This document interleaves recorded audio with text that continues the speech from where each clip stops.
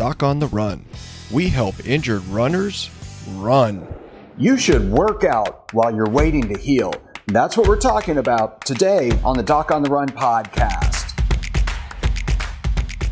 Now, I know that injured runners all realize it's a problem that they're not working out when they get an overtraining injury and they're told to sit still.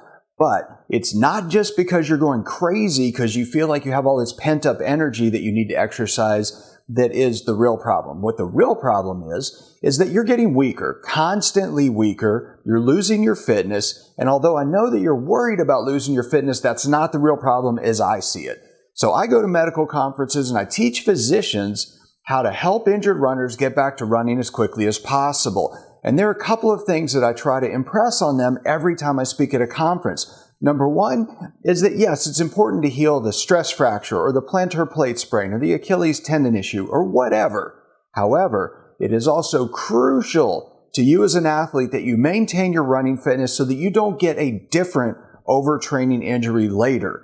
Now, let's say you're a man who gets a tibial stress fracture. The chances are actually really small that you'll get another tibial stress fracture. However, if you're in a boot or a cast or you're on crutches for a long time, you're going to get weaker, you're going to get stiffer, and you're actually more at risk of getting another overtraining injury later. The thing is that when you get weaker, you feel like you've just lost all your fitness and you feel slow and sluggish and out of shape.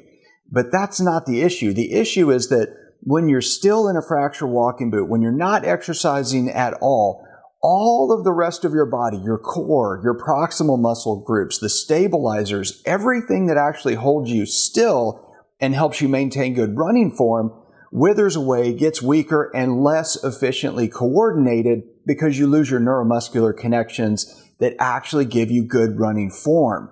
And so even though you think it's just this problem that you're sitting still, you're getting weaker, you're losing your all the veins on your legs would make you look really fit, that's not it. It's that if you don't work out, you're more likely to get another injury of a different variety after you actually return to running. So if your goal is to heal the injury, sure, just sit still, don't do anything, watch a bunch of movies or TV shows, fine. However, if you really want to get back to running and you want to continue to train for the kind of races that you were training for when you got injured, it's critical that you maintain your fitness. Keep in mind, you got injured while you were really fit.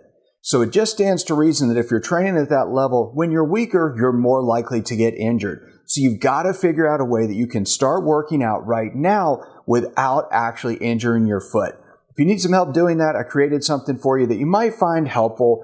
It's the Injured Runner's Roadmap. And basically, you can go to docontherun.com/roadmap and you can get it for free. But I'll basically show you exactly what it is, the approach that I use with injured runners and that I teach to physicians at conferences. There's sort of a step-by-step process of like what you really have to do to start working out now, start maintaining your running fitness so you can get back to running a whole lot faster. So go check it out, docontherun.com/roadmap, and I'll see you there. Doc on the Run. We help injured runners run.